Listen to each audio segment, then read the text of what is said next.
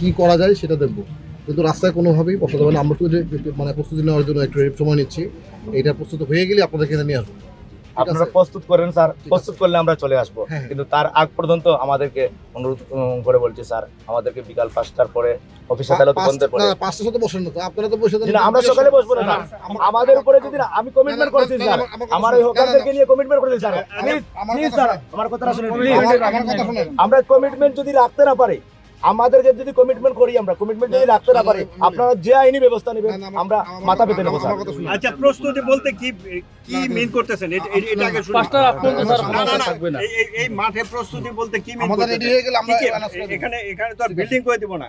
প্রস্তুতি বলতে কি মিন প্রস্তুতি স্যার, আমাদেরকে আশ্বস্ত করা হয়েছিল যে আমাদের উপরে মানে সেট করে দেওয়া হবে, মানে আপনারা সিটি কর্পোরেশনের পক্ষ থেকে দেওয়া হবে। এটা আমাদের যদি আপনারা যদি না দেন, এটা আমাদের সাথে আলোচনা হয়েছে পূর্বে। আপনিও ছিলেন না স্যার, আপনিও ছিলেন না, আপনারা তো পালাক্রমে আপনারা আসছেন যাবেন, ঠিক আছে। তাদের সাথে জি না স্যার, আমি কোনো কথা পেছাই নাই। থামেন, আপনার পয়েন্টটা বলি। প্রথমে বলে দিই, এখানে কোনো সেট করে দেওয়া হবে না। এখানে পুনর্বাসন কিভাবে হবে একবার রাস্তায় যেরকম খোলা থাকে, আমাদেরকে তো বলা হয় নিউজ হয় আমরা পুনর্বাসন, আমরা তাই না এটা পুনর্বাসন হয়ে এটা কনফ্লিক্ট তৈরি করে ফেলছি। না শুনেন, এখানে কোনো সেট করে দেওয়া হবে না, এটা উন্মুক্ত থাকবে রেডি করে দিচ্ছি। কারণ যে কেউ যে কোনো জায়গায় বসতে পারবে। এই ঘরে কি আপনার প্রতি আমরা এই রোজের স্যার, আপনি আমাদের অভিভাবক, আপনার প্রতি আমাদের সত্য ধারণা আছে। আপনি চাইলে আমরা গরিব মানুষকে, অসহায় মানুষকে আপনারা শান্ত করতে পারবেন। না ঠিক আছে, আপনারা ব্যবসা করুন, সেটা অবশ্যই চাই, কিন্তু আপনি এমন কোনো সিদ্ধান্ত জানিয়ে না আমাদের যে অসহায় গরিব মানুষ মানে বসুন্ধরা টিস্যু, অশুদ্ধতার বিরুদ্ধে এক বিন্দুও ছাড় নয়। প্রথম বিষয় হচ্ছে যে রাস্তায় হকার বসার কোনো সুযোগ নেই, কারণ রাস্তায় যানজট তৈরি করে রাস্তা দখল করে এখানে ব্যবসা করার কোনো সুযোগ নাই আইনতভাবে কোনোভাবেই, এবং এই নগরে এটা একটি মারাত্মক সমস্যা। সুতরাং আমরা যে পরিকল্পনা নিয়েছি হকারদেরকে সরিয়ে দেবো।